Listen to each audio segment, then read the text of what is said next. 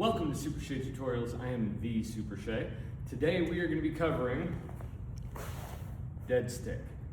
This is a special request by Edward Bishop, Master Edward Bishop, Hall of Fame legend Master Bishop.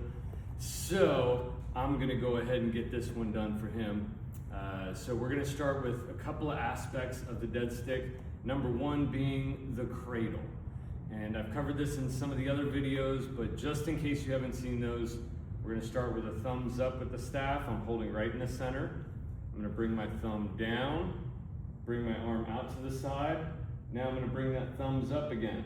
And I'm going to continue that rotation to get the pinky pointing up. Then I'm going to lay that staff down on my arm. This is what I commonly refer to as the cradle position. This is super important for this trick. You need to be here to complete it properly. So from here, there's two ways that we can do this. I'm going to give you the easy version, then I'm going to give you the hard version. So the easy version, I'm just going to take my other hand and place it directly behind my back. All right, this is for the catch. The idea is I'm pulling the staff straight back and it's just going to drop into that hand. So as I pull back and let go, it ends up right in my hand. So I'll do this so that y'all can see what's happening here. I bring it up into the cradle, get the other hand behind my back. I'm going to pull straight back and close my hand as it reaches it. All right, so that's the beginner version. This is how I started learning it, just by catching it behind my back. Now, eventually you'll want to get a little more advanced because it doesn't look nearly as pretty as the advanced version. So the advanced version, all we're changing is the setup and the catch. So we still get the cradle involved. What we're going to do is take this other arm and spread it across our body, and then we're going to swoop it all the way up and over, and our grab happens right here. So this is where the catch is going to happen. So as I set up the cradle, I'm also setting up my other hand. Now, I'm going to start this hand first. That's important because once you start that pull, the staff's going to move pretty quick.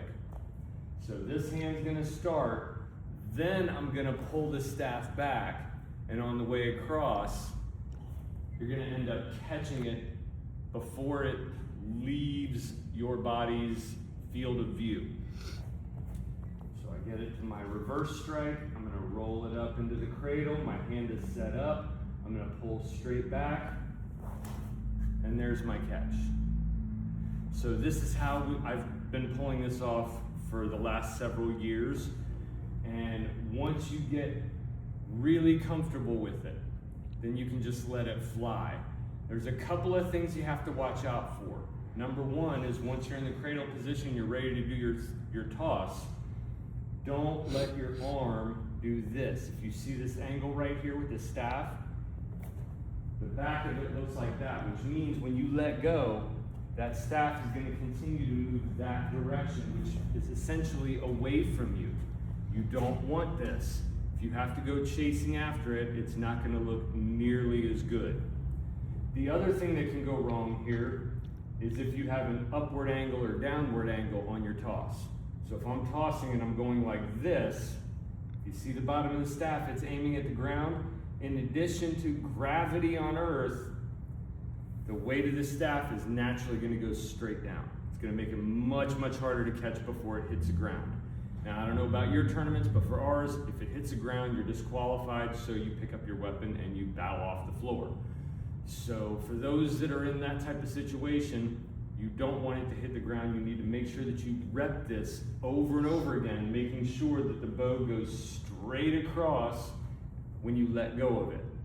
And then you can just let it fly. The way I would use this, I would come out of something into a reverse strike, set it up, and launch. So there you have the Deadstick. Two ways, a couple of issues that you could run into, and a couple of ways to solve it. Just make sure when you pull, straighten your back and pull straight behind you. Don't let it angle out. Hope y'all enjoyed this. If you did, consider hitting the like button and the subscribe button if you haven't done so yet. It really helps our channel out, and it helps YouTube's algorithm know that we're doing some really good stuff here. I appreciate each and every one of you, and thank you again, Master Legend Edward Bishop, for requesting this move. Hope you all have a phenomenal awesome day.